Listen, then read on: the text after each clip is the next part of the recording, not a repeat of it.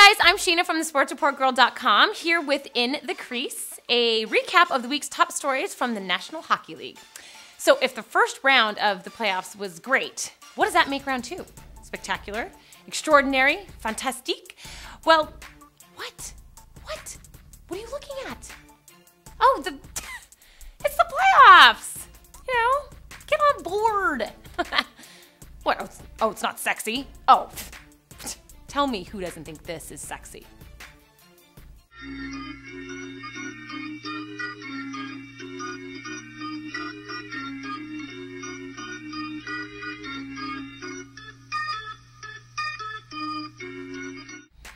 Okay, now where was I? Oh yes, we were trying to think of a word to describe round two. Spectacular, extraordinary, fantastique. Well, any of these words would be appropriate for describing my prognosticating prowess.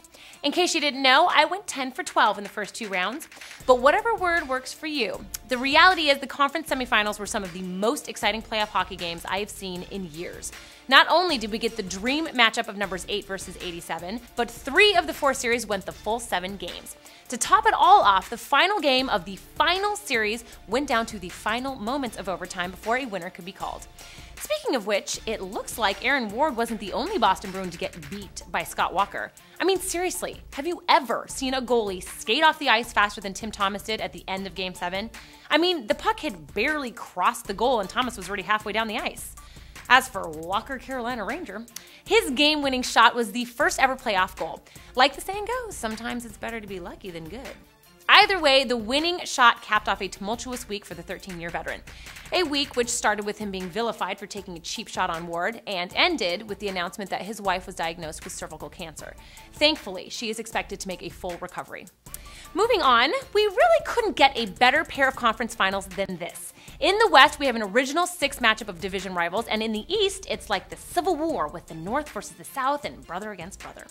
As for my thoughts and picks, let's start in the West, where we have the Blackhawks taking on the defending champion Red Wings. Not going with Chicago was my lone misstep in the previous round. I knew they were a very talented team with the likes of Taves and Kane, but I figured they were just a bit too young and were likely a year away from making it this far. They are a young team, but Khabibulin gives them Stanley Cup winning experience at the one spot where it counts most. On the flip side, the Red Wings barely survived a brutal series against the physically punishing Ducks, a series in which superstar Pavel Datsyuk seemed like a mere role player. And with 5 total points in the playoffs, that is exactly what he's been. The thing is, Detroit is so deep that Datsyuk doesn't have to be the superstar for them to dominate. That, paired with their experience and ability to get physical, means SRG is taking the Red Wings in 6. Over in the East, we have the 6th-seeded Hurricanes facing the 4th-seeded Penguins, 2 of the hottest teams to emerge after the trade deadline. Both teams endured 7 games to get to the conference finals, so fatigue may be a factor. Another factor is sure to be Sid the Kid. Love him or hate him, he has been spectacular, notching 21 points in 13 games, the most of any player in the postseason.